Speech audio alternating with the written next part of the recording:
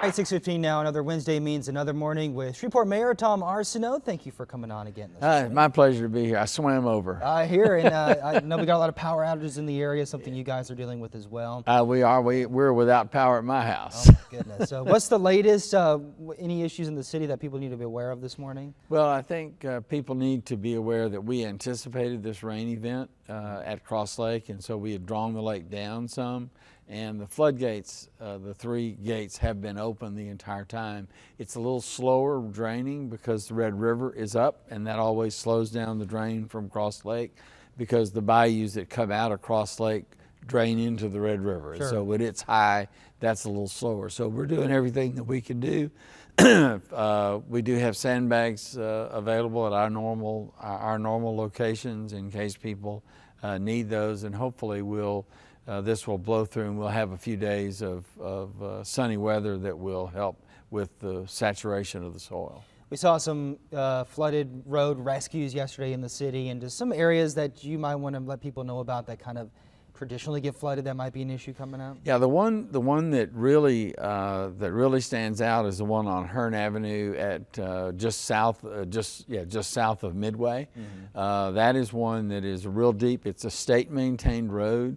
They do have a pumping system, but it frequently gets overloaded, and that is a very deep dip, and so that's a very dangerous place. I think last year we had somebody who was trapped in there and had to be rescued, so please avoid that particular area. So last week the city shut off the utilities for the couple of apartments in the city that were having some issues. What's the latest on that situation as you guys await for that court date? Through our community Department of Community Development, as well as Providence House and the nonprofit partners that we dealt with to do with that, most of the people have been replaced and are in the process of moving out. So we hope that people will do that. There is no water to those places, which means there's no sanitary disposal of waste, and so that's a very important thing to remember, and I'll actually have a further announcement about that this afternoon.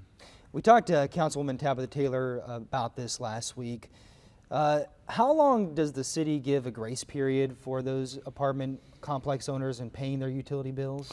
Well, in this particular case, it was too long, and so we're examining both sides. We're examining the credit requirements for a master meter before we'll put one in, so that we're going to require larger deposits and possibly a personal guarantee so that we don't have some empty corporate shell that we're trying to collect money from, and on the back end being more aggressive in terms of collection so that some of these problems would come up a little earlier. They're the same problem, they just happen a little earlier in the process. So there's still people living in those apartment complexes without utilities, as far as you know? There are still people that are living there without utilities. Wow. Yes. Okay. Do you know how many?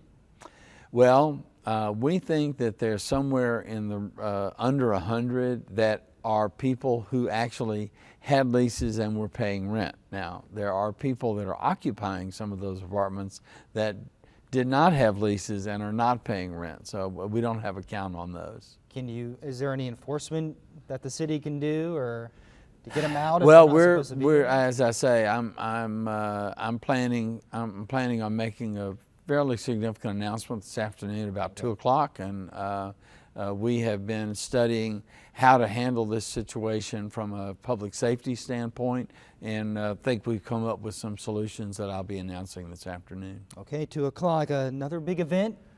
The 5K. The 5K, the Father's Day. Yeah. Yes, it'll be a walk for me.